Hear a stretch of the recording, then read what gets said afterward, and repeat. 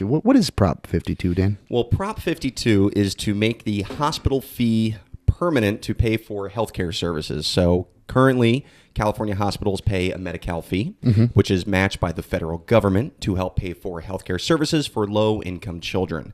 The fee is set to expire next year in 2017, and Prop 52 would make that fee permanent and require voter approval for any further changes to the program. Okay, and who do we have for Prop 52 today? So we have William Dr. Bill Honigman. Honigman? Honigman. I think it's the first time I ever said his name aloud.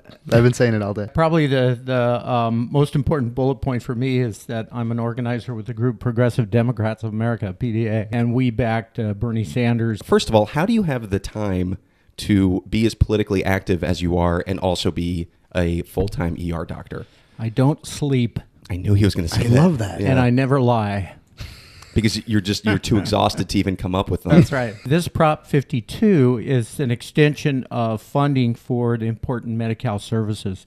And there's very little, if you read the ballot statement, the pros and cons of people for and against, there's very little organized resistance to it. And that's because it is an essential service, and it's pretty much universally recognized, except by an extreme faction, as usual, the kind of anti-tax people that say we don't need taxes, we don't need government services of any kind. If you're a progressive, anything that the Howard Jarvis tax group is against, you should be for. So, so it's a clue too as you look through your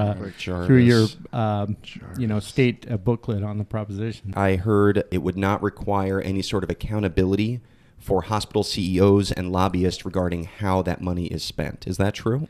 Nope. Great. Of course, there's accountability at the ballot box. Of course, that's limited by lobbying and that kind of thing. As we know, we have the best democracy money can buy, and so we need to eliminate all the money influence. But it's far more accountability than, say, a corporate boardroom and that kind of thing. We're the 8th largest economy in the world, California, and we need to act like big kids, not little kids, and take care of our people. We're going to vote yes on Prop 52. That's the most concise and perfect interview we've had ever. I'd say great job, Carlos. Thank you. I did it all myself. Nothing to do with Yes, this. thank you, Carlos.